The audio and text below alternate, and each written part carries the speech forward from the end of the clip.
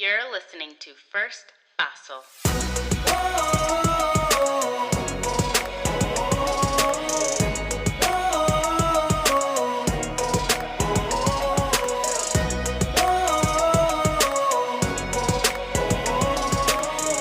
Because sometimes you simply need someone to help you take that first fossil. Hello and welcome to First Fossil, a show where we learn together how to take that first fossil toward becoming the best versions of ourselves. My name is Candace Olushala, and today's special guest is a friend of my older brother's, and he connected us. We actually met through Clubhouse, and I keep telling y'all need to get on Clubhouse because you meet a lot of people there that are pretty cool. So get on that, okay? And so we connected through Clubhouse through my brother, and she's pretty cool from what I've heard. And, you know, she's done work in Kenya and Zambia with sexual violence. So I'm actually really excited to hear her first Basso experience and share that with you guys. So without further ado, please welcome Nicole Lim. Hey girl, how you doing? Hello, so good to finally connect and all on your podcast as well. Yes, I'm so glad you could be on here because Kevin has talked highly of you. So I'm Oh, honored to meet you and in video because pandemic life. it'll be in the flesh one day. Yes. And just to connect with you and hear a lot about you. So how have you been? How has it been during the pandemic for you? What are you up to these days?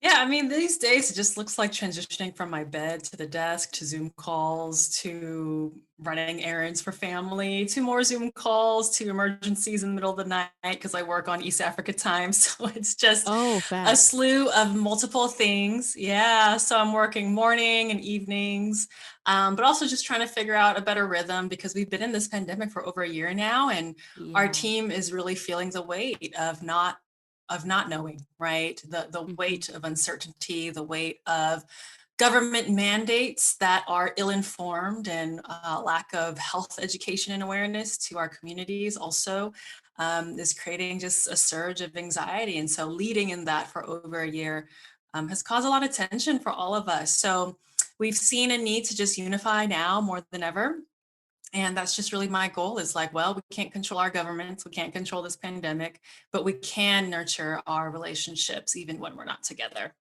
I love that. I love that. That's really a positive outlook to kind of flip everything that we've gone through and see a brighter light to things and how we can move forward and progress together. So that's really cool. Yeah, and notice what we can control, because there's so much that we can't, right? That's true. That is true. And I think it gives us a little bit less anxiety to realize that there are things that we still have control of versus Hmm. looking at all the things that we don't. So Correct. that's Yeah. actually very calming after such an anxiety provoking 2020 and part of And 2021 too. right. Yeah. So tell us a little bit about yourself. What do you do? You know, what are your highlights of life for you?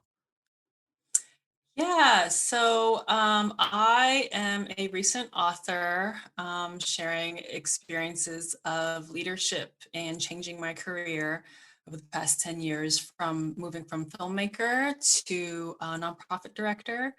Um, Over 10 years ago, I started an organization in Kenya and Zambia equipping survivors of sexual violence in leadership.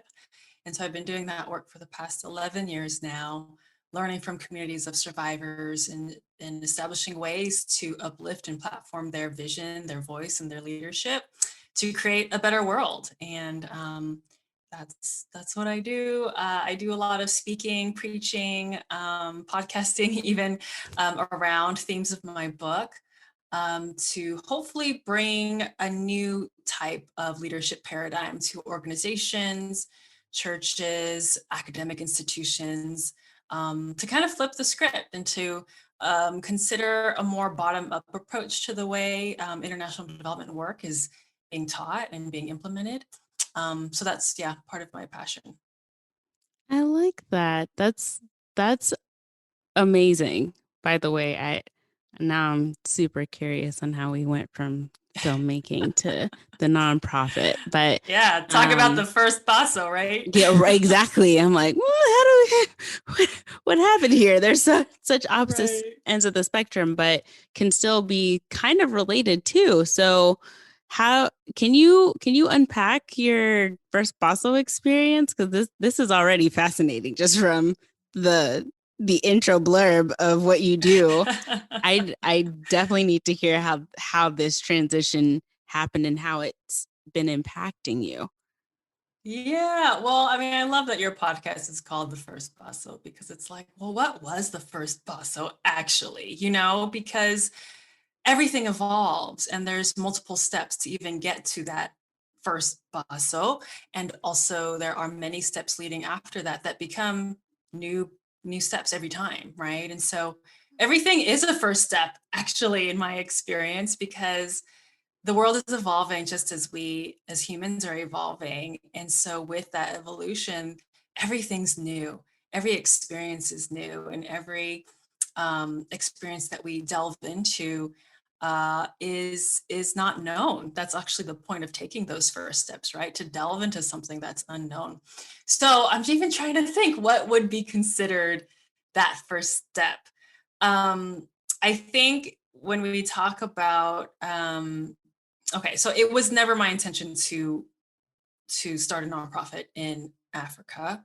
I was actually very critical of those people, those Americans that were going to Africa to start nonprofits because they felt that it was the best thing to do. And I was always very averse to that, which is why I was doing international development work with existing organizations in their marketing department. And so I was consulting with many very renowned, huge organizations doing their storytelling work. And I was contracted in different projects here and there, different countries here and there. And as I was going in and out of homes, in and out of countries, in and out of villages for very short periods of time, it felt like it was really unfair for me to sit with these mamas and these children and these people who've experienced vastly different upbringings than I have and expect them to reveal their deepest, darkest secrets to me on film for the sake of marketing for the organization. Wow. And so going in to just capture it and then leave without any sense of relational responsibility and even, responsibility in terms of what then is my role besides my role to the organization. Because I didn't know if the organization was truly following up with this person. I didn't know how long that relationship was lasting with the organization. I didn't know how long the organization had been helping them prior to me coming in to interview them. And so it felt very insufficient. And especially as I was hearing more stories of issues of sexual violence, the similar narrative of issues of sexual violence where girls were more vulnerable to sexual violence due to lack of access to education, it really haunted me and it really challenged me to think of a different way to utilize storytelling, not as a means of exploitation or service to the organization that was the big name, but in actual service to the people who were the actual storytellers. It wasn't me telling their story, it was them telling their own story and me finding a creative way to leverage it. And so really shifting the way that we utilize storytelling was something that I was wrestling with. And so when we talk about the first step, it's like, I think the first step is recognition of what is not right within the world. What is it that I had to offer that might be a different or unique or nuanced approach, non-traditional approach, and how do I guess, wrestle with that reckoning in a way that doesn't lead to paralysis and guilt, but in a way that leads to restoration and transformation. So in the wrestling, I had to really also consider the pathway of me and my ancestors and how I even got to this point. And in recognizing how both grandparents on both sides of my family fled communism and war and famine to build a better life for their children. And had I not been given that opportunity to have a wealth of access of resources, also to have a wealth of access to education, which is a huge priority for my culture, also your culture, like to be given that privilege to access resources was felt very unfair. And so as I was hearing more stories of girls around the world, that access to educational resources, just simply because they were a girl, right, was limited or even unattainable in many instances. And so when I was reflecting on my own history, I'm like, why was I so lucky to finish high school, to finish college, to not have to fight to pursue whatever vocation I wanted, to be given the blessing from my parents to even go the creative route, right? A lot of families in our cultures expect us to become the doctors and lawyers and acupuncturists and business people, move up in the world, so that your family never has to suffer from poverty again. At the same time, where does that leave room for creativity and the arts and different ways and different perspectives of pursuing vocation? And so because I was kind of blessed to kind of pursue whatever vocation I wanted, I also felt that that was a responsibility to then give choice and open up a world of opportunities to girls who may not have had that. So I think that was the first step, is the recognition of the disparity and choosing a different pathway for myself so that it might open up a new pathway for someone else. Mm, that's really beautiful. And did you feel like you were abandoning your first passion when making this transition, or did you feel like you felt equipped because of your artistic eye to do it not only artistically but tastefully? Hmm. Yeah, I think abandonment is a strong word. I think too, because the way that I was brought up, it's like pursue your passion, pursue your calling. And of course, initially I thought my calling was in documentary filmmaking and the international development work that I was doing through the storytelling lens.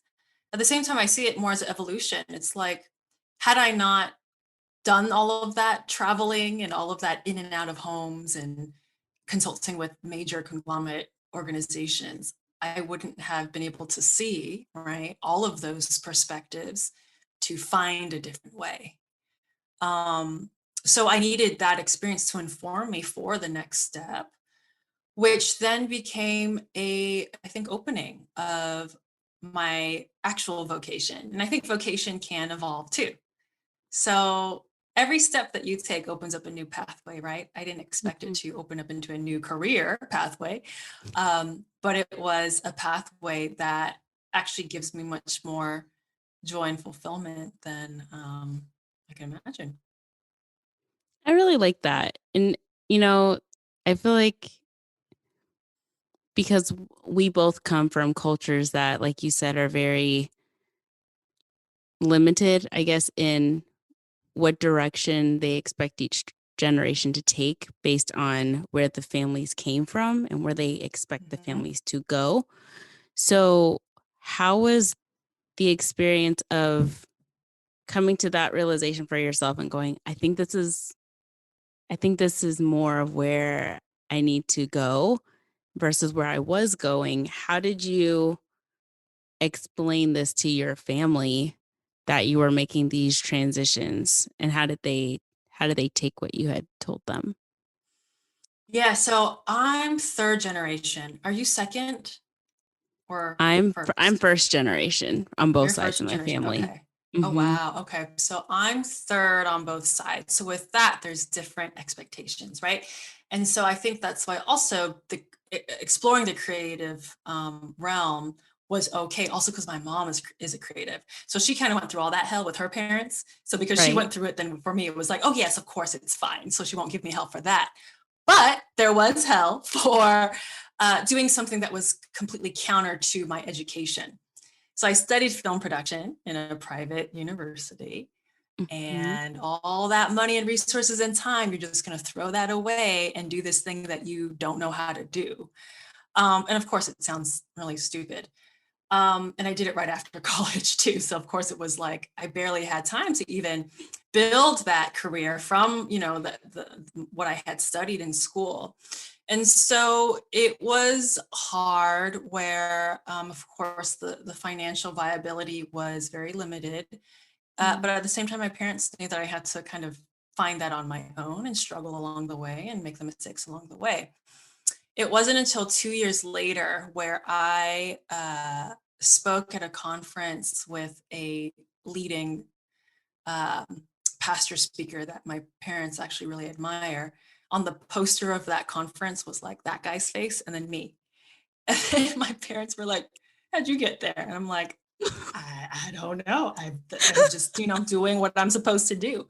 And that's when they actually heard my story of transitioning for the first time, of why I decided to leave documentary filmmaking and starting a nonprofit and advocating with survivors. So when they heard that for the first time, I think on a public platform, that's when they realized that this vision that's been given to me, this calling that I have, is so much bigger than me and bigger than them and their ideals of me, that they had to surrender it just as much as I had to surrender it.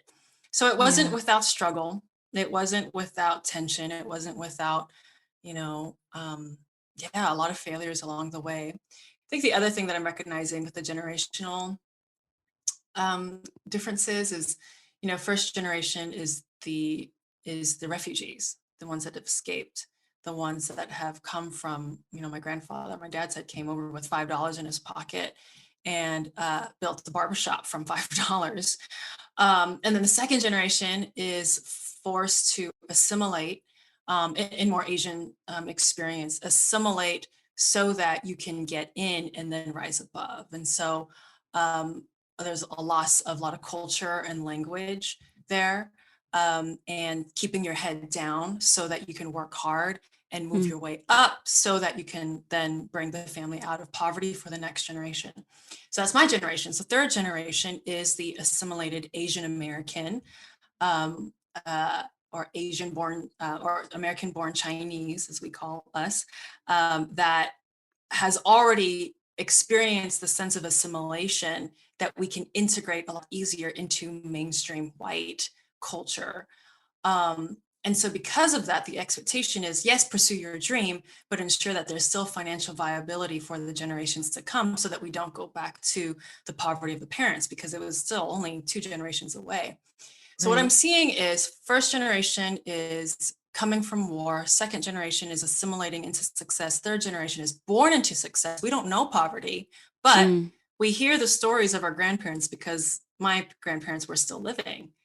And so because we hear those stories, we're trying to reconcile, how is it that they grew up in this violence and oppression and political uprising and issues, and how is it that I was born into such success and wealth and assimilation? They're not meshing, right?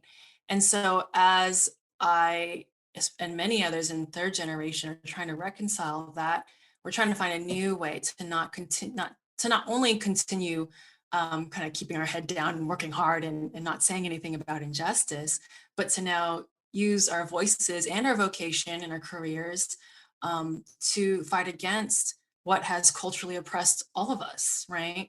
And so I see that for a lot of Asian Americans, there is a call to realize, we've been able to get by in many ways because of the assimilation and because of cultural silencing that kind of has benefited our culture in many ways. At the same time, it's also made us unable to speak up against violence and injustice.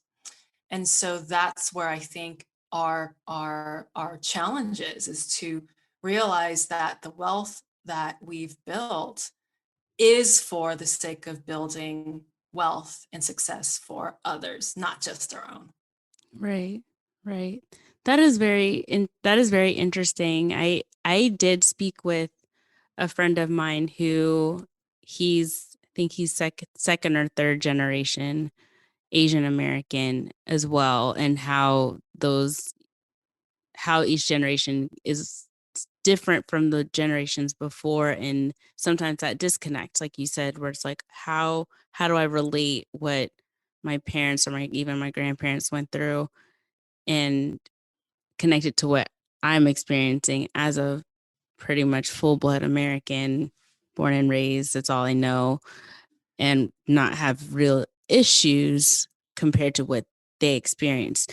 Have you connected the stories that you're learning with these girls in Kenya and Zambia and what you've heard your ancestors go through with how you are able to how you're able to look at the lens of even what's happening with AAPI brutality here in America? Are you do you feel like you have a voice in those things because of what you're working in now and understanding that people are often abused, even, in our country, outside of our country, but then also seeing the hardships from your grandparents and, and at least hearing their story?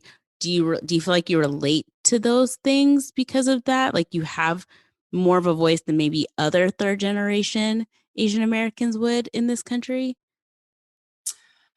I think every experience is so unique, right? And so the experiences that I carry are definitely the ones of my ancestors, together with the international community of Kenyans and Zambians who have been formed the way that I see the world. And I think where it comes to the API brutality, like that really shook me up because of understanding again how the violence of patriarchy oppresses oppresses us all in different ways. And so really what it comes back to is just fighting against um, the the toxic patriarchy that silences women and doesn't allow women to pursue their dreams and their goals, to have autonomy over their bodies, and to move forward as leaders of themselves and leaders of their communities. So I think that's where a lot of that similarity lies. Um, and I think that's what I've learned too in a lot of the African contexts that I've worked in. It's like the matriarchs are the ones that are doing all the things, Hmm. but why don't they have the sense of autonomy and authority, even though they're the ones actually leading their communities? Right. And so learning from that, observing that, I'm just seeing that even more so globally, we need to come into a sense of equity, so that we're not continually bringing harm to the generations after us, to this current generation, generations before us, and then generations after us. And so there is a necessity to look back into our history so that we can understand who we are and how our privilege of today, especially for myself being born into the Western world and having all the privileges of that, um, how that requires a response and a responsibility to others who don't have that. And I think that's where my cultural background as a Chinese hyphen American brings a nuanced perspective of how to lead differently in African contexts. And so the collaborative approach is necessary. Mm, yeah. Yeah. I do. I see that. And, I, I like that you're able to recognize that how you get to view what's happening here is kind of unique, I think, compared to maybe other third generation Asian Americans. because of all of the different opportunities you have to see how even though we're in a Western society, how various societies outside of the US and the US, how they actually can relate to each other. I think not a lot of people have those opportunities to see those connections, and so everything seems so far away, and it's happening over there to outside of our eye. So our own experience here seems magnified and blown up, but in the grand scheme of things, it's like actually I can relate to some of these people that no, their situation might not be the exact same thing, but it's relatable. I can process that. Um, I think I feel similarly with, for myself as first generation born in America kid and having immigrant parents that were not in America very long before I was born. Seeing things that they've experienced and hearing things that they've experienced, or you know, their parents may have come here a little bit before them, whatever, but there are these situations that when I get to listen to or watch it happen and then recognize that I have a privilege that my parents and my grandparents didn't have by being born in a first world nation, but also as someone who's considered a minority, and you kind of feel like a bridge, I guess, where you can make opposite generations make sense to one another because you're kind of in the middle of those things. And it kind of just opens up my worldview to be able to relate to different pockets of America that most of my friends can't process relating to, or they cannot see it. Like they don't see how there's so many similarities in various groups that are really struggling, even with like you said, women, the patriarchal systems of not just America, but the whole world are constantly encroaching on the flourishing experiences that women and young girls can and should have. Right? It's killing us. It is. It literally, actually, physically, mentally, emotionally, spiritually is killing us, suffocating us out. And it's a constant battle. So now, you see women in America, whether even white women in America struggle with it too, but Black women, Asian women, Latinas, right? Just trying to have a seat at the table, to have an education, or if you do get the education, to be viewed as though you got the same education as your male counterparts, but then you go to other places and you see that for a female to have education it's not necessary, right? Like why do you need an education when you're going to be a wife and a mother, you're going to cook and clean, and that's it. That's all you're going to do, right? So the idea, it's a huge threat to the entire society in other locations for women to even think to have an education of any kind, right? Because you're trained to do and be something in someone else. We might not have that extreme in America. We do in some pockets, and some people don't realize this, but we do, because cultures from all over the world are here. So people bring their mentalities and here with them. Religious cultures too. Yeah. Exactly. We have so many different religious groups that come in our tossed salad of America, and people, there's this idea that when people come to the States that they just adopt this American way, which it's hard to say if there is an American way, because it's a conglomeration of so many different things and people and experiences and cultures and religions and beliefs. And it's just this, this bag of just stuff, right? How we can connect those things, how we can see what's going on across the water and go, oh my goodness, I get that. Like that might be a worse situation than what I'm experiencing here, but I get it. It's the oppression. People can experience oppression of any kind everywhere, right? And for you, you kind of get to see it through the lens of allowing people to have this platform to not only share something that's probably very therapeutic for them, but also gets to present a worldview that other people really need to realize that we're not as different from one another as we might think because we're not up close enough to see what those similarities are. And even if those Right. similarities are painful, at least I can go, but I can sit in your pain with you because I've been there.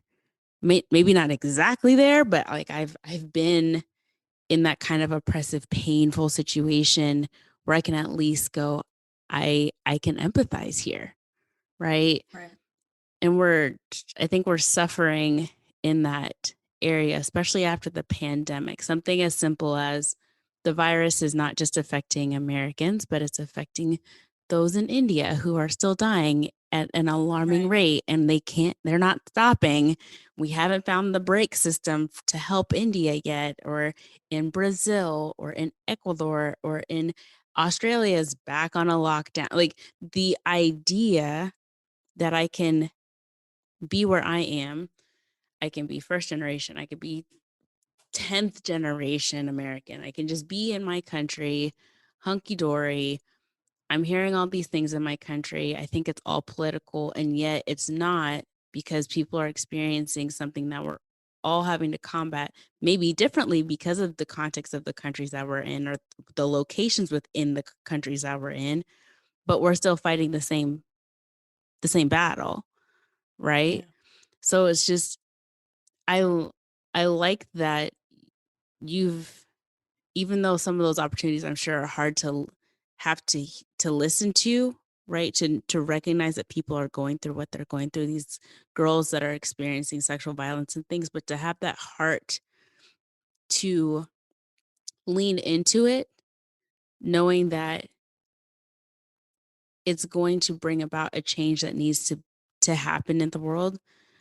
I I love that your creative eye and your attentive ear for that drew you enough to say, I can put what I studied down because I know I can do something greater over here.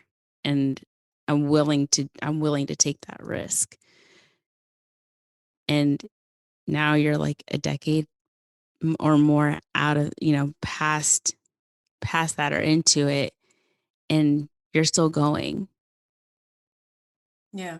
I would say that that's like another first step, right? Of leaning into the stories and leaning into the pain, to see what opens up from that, right? So if the first one of the first step that I mentioned was reckoning and the reconciling the tension and understanding that there could be something different and a different approach, then the next step would be then to lean into it, to not be afraid Hmm. of it, Yeah. despite what cultural perception or parents or society tell you. And I think that's where many girls around the world and even here, they are ridiculed for having the power of choice Mm. or desiring a power of choice, right? And it shouldn't be, right? Like women should have the power of choice to pursue whatever damn dream or career they want to pursue. Yep. And when women are able to move forward in that, I think that's where we're going to see a better society, because that does contribute to, like you said, the flourishing of all humanity. If everyone could be living in their purpose, living in their calling, if they're allowed to, I think that's where we'll see a better world. Yeah. Yeah.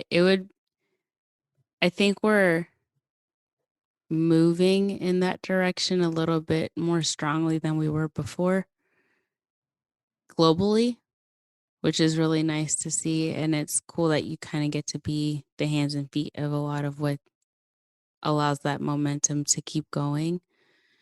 Do you find that some days it is harder than you would have expected. And do you ever regret having stepped away from film and doing documentaries, or does do those hard days just give you more desire to keep going? So to your second question of, do I regret transitioning careers, or do I miss anything about film? No. So my dream in college was to work for National Geographic, of course, who's, every photographer's dream is work for Nat Geo.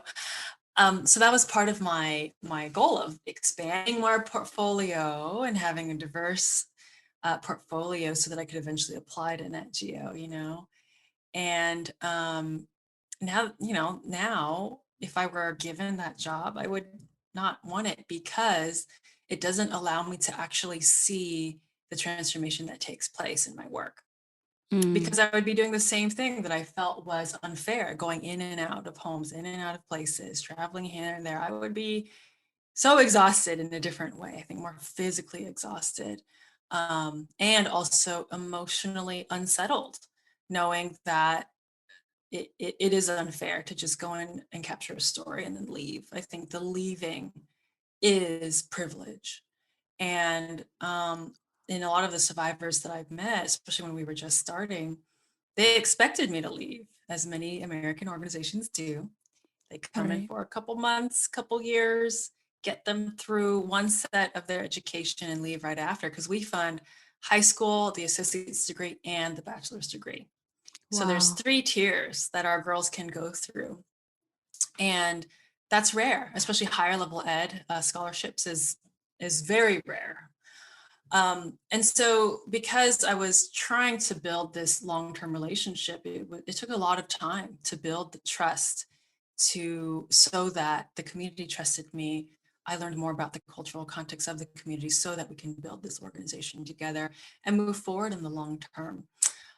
That's everything for me. Seeing the decade of relationships formed, lives completely moving from being unable to speak up and say your name to now speaking on public platforms. I've even had 2 of my alumni speak on UN affiliated platforms and even virtual platforms in front of thousands of people. It's like, they weren't like this in high school, but to see that transition happen for them is everything. And I think, I believe in my experience, that for every passion, like passion, right? When you think of passion, the root of the word is actually suffering. Passion is suffering.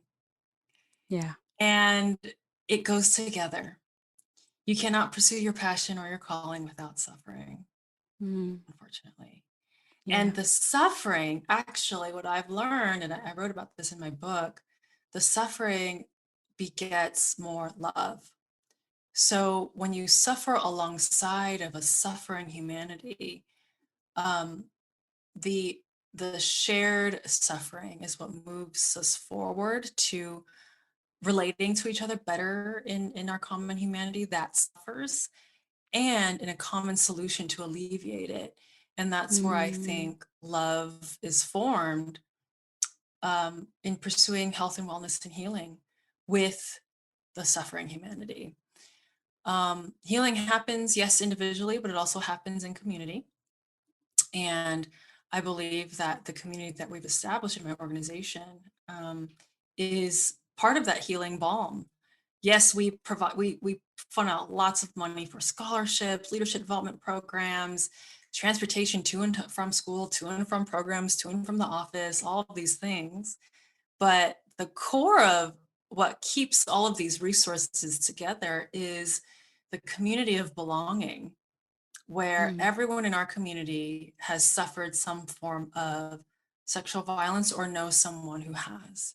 And we're all there for the same reason, to become leaders and advocates against it, informed by survivor-centered solutions. And so being in a space where we all are there for the same reason, that's the sense of belonging, knowing that you're not alone and moving forward in that. And unless you understand the stories of suffering, I don't think there could be a lasting solution, which is Mhm. again why I believe survivors of sexual violence need to be leaders in their own healing journey and healing process because they're the ones Yeah. that suffered the violence. My role is to support them in that process, giving them the education they need, giving them the leadership tools they need, giving them the platforms they need, um, encouraging them as they need, so that they can find their own pathway. Mm.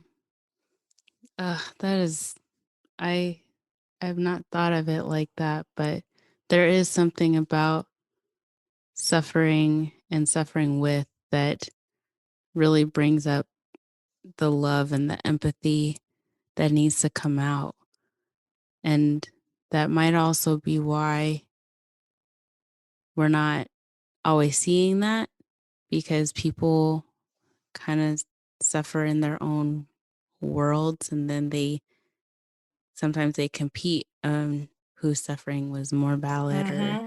you know Mm-hmm. was actual suffering compared to someone else's suffering. And yet when you can relate with the suffering that you've had, or if you've just happened to be in the presence with someone in the midst of their suffering and you're witnessing it, it does it does bring about this yearning, almost this draw towards, to want to either reconcile it, heal it, or give it air, like expose it so Mm-hmm. others can be released from their suffering. It's bittersweet, but it's very, I think it's necessary to be in the midst, or to be in the midst of suffering, to release others from their suffering. There's something that is very special about having experienced it, as unfortunate as it is. But there's something about the keys that people that have experienced it have, compared to even those who are just coming in as, I'm an eyewitness, or I've heard your story and I just resonate Yeah. to it. But when you've met someone who has the very key that you're looking for, because they experienced that experience, it's a different unlocking, Mm-hmm. that people go through when they have connected with others that have been, if not Mm-hmm. exactly there, very quite close to it. Um, Yeah, I like your key analogy. My book is called Liberation is Here. So, kind of saying that liberation is actually here. It's not that we're trying to find it, we're not trying to create it, we're not trying to go off somewhere over there to get it. It's mhm. here within the communities that have experienced the most violent forms of suffering. They hold the keys. And I would add to what you're saying is to, yeah, um, unlock something of freedom for those who've experienced it, but it's also for the survivor too. I've Yeah, observed it's this mutual freeing that happens in tandem when those stories of suffering are shared. yeah, that is also very true, which makes it worth using your keys wisely, because it's not just for all the people, but it's also for you, you know. Yep. Right. It's That's so nice. So, you know, for people listening that might be either sensing they need to transition into something that's totally different from what they were doing, or maybe it's similar, but it's just an unexpected transition, or now they're past that transition, they're in the midst of having gone through that recognition stage. What advice do you give someone who's trying to figure that side of their lives out, and how do you encourage them to lean in? Hmm. I think the first thing I would say is to be unafraid to lean into the pain and suffering of the world and your own story. I think that's also part of what found me in my work, was kind of having to lean into the stories of others through my work. I was neglecting my own pain and suffering because of Mm. that comparative suffering issue of like, well, I haven't experienced anything like that, so therefore I dim my own suffering. But in actually leaning into the pain and suffering in the world and your own pain and suffering, I think that's where true healing can happen in collaboration. So be unafraid to lean into it, because something will emerge that's freeing for yourself and for those that you're working with or moving to work with. Another thing that I would say is to sit in uh, the silence and mystery of everything that you don't know. I know in my former, like more earlier season, in my early 20s, I wanted to listen to everyone's advice to do the right thing. Mm. And I was also very much pressured by my own culture of like being an Asian woman and saying things a certain way or doing things a certain way or pursuing certain careers and not other careers, and how I sit and how I dress and how I walk and how I talk. Like, when you're an ethnic minority, you represent all of them, right? That's And true. and so that right, and so that weight and that burden sometimes will paralyze you and blind you from seeing your true self, because you're seeing yourself in the eyes of your aunties and uncles. Um, Mhm. which I think could be a gift, right? Because you have that ancestral heritage that you are informed by and that communal mindset that you're informed by. At the same time, uh, understand that your pathway might be different. And so, yes, you can be informed by it, but it shouldn't dictate how you pursue or don't pursue your vocation. So when I was in my early 20s and I was wanted to listen to the advice of others, I was listening to others that I wasn't, so much so that I wasn't listening to myself. Mm. And I was listening to others because I wanted to do the right thing, believing that there was only one right pathway. But actually, there may not be one right pathway. And so if Mm. there's multiple pathways open to you, whatever way that you go, it will evolve into the next thing. So like, as you say, the first step will evolve into the second step and the third step. And maybe you'll backtrack, but you won't backtrack to the same place you were before. That's for Mm. sure. And every pathway that opens up to you is right. And even if it feels wrong, or even if you made a mistake, again, you're making that mistake learning from the more experienced version of yourself that didn't know that information beforehand, right? So you've gained information and you're actually moving forward in the next step, more informed, more wise, with more clarity, and hopefully a little bit more empathetic and compassionate and gracious along the way, Mm. realizing that, hey, we make mistakes, other people do too, and so therefore our leadership can look different in a more empathetic and compassionate lens. Mm. So with that, I would say always lead with empathy and compassion, Yeah. for the sake of others, knowing that the liberation of others is also your liberation. And so moving away from the American Western idealism of personal success and personal wealth and independent thinking. It doesn't work that way. It doesn't. You will die alone and rich, or Mhm. alone with, with all the accolades, but no sense of community. And so, Mm. what I've come to find is that liberation in tandem means um, ensuring that whatever career that you pursue, or whatever vocation that you're pursuing, is for the sake of someone else. Yeah. I think that's where purpose is found. It's Mhm. hard to find purpose and it be for you. I don't think you can have purpose and it be just for yourself. Mm. Purpose by default is for others, Mhm. you know? And so being able to go on that journey of, like you said, recognizing that your pain and suffering is not invalidated because others have had different or more egregious pain and suffering than you. But that being able to recognize what that is within yourself, go on that healing journey and liberation journey for you. And that might be in being in community with others who have suffered, and Mhm. doing that journey together, maybe not by yourself, but reaching that moment, I think allows us to be able to better see clearly what that purpose is to go out and do for others with all the keys that we have to unlock so many shut doors in the Mhm. world that are just waiting for that key to unlock it, you know?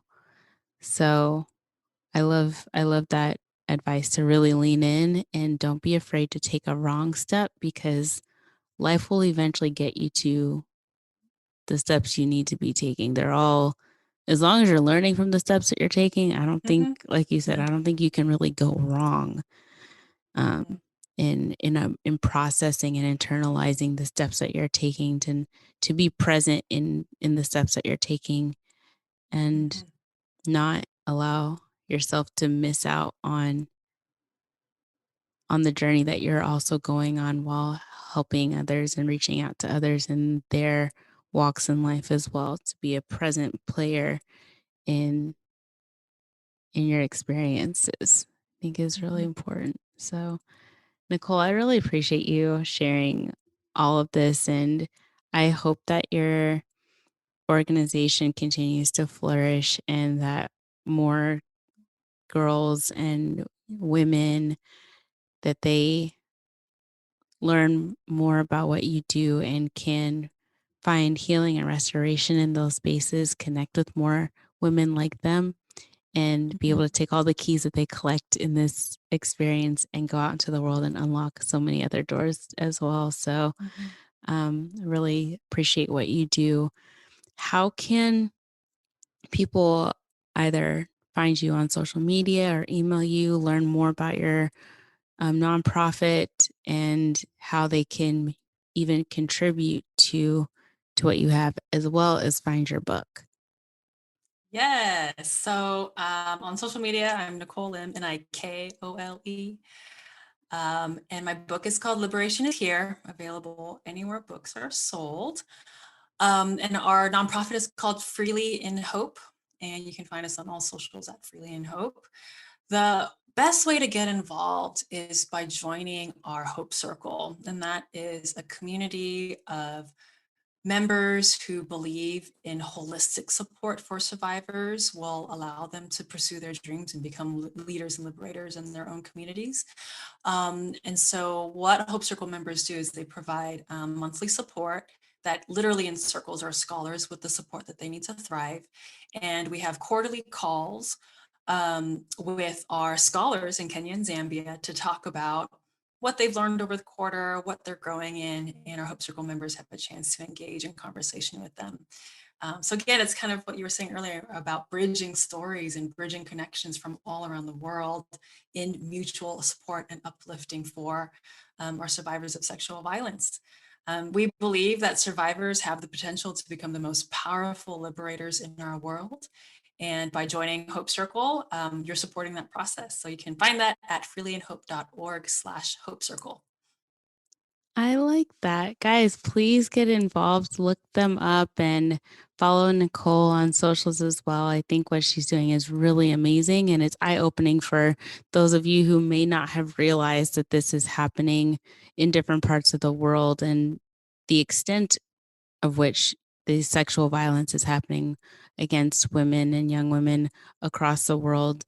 It's good to be informed about these things and to kind of get your feet wet in understanding what what is going on, but also what you can do to support and help those who need it. Mhm. So absolutely check them out and get her book and follow her on her socials. Thank you guys so much for tuning in today's episode.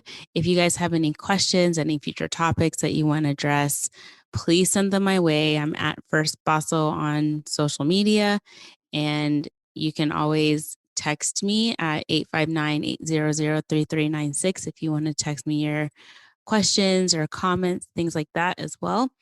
And keep looking out for all the different transitions. You guys already know that I'm in the process of rebranding and kind of going through my own personal transition, if you will, with careers and things like that. And so keep looking out for those changes on social media and with my website and things like that. But I really appreciate all of you guys for listening to these episodes. It's been a great journey. And of course, as you can tell, we always have someone really interesting on the show to hear their stories and learn from. And literally, just like you guys, I'm learning just as much as you guys are. And so it's really eye-opening and life transformative for me as well. So thank you guys again for listening, and hope to hear from you guys soon. We'll be back next week. Nicole, thank you so much. And I'm so glad Kevin connected us. He's a smart guy.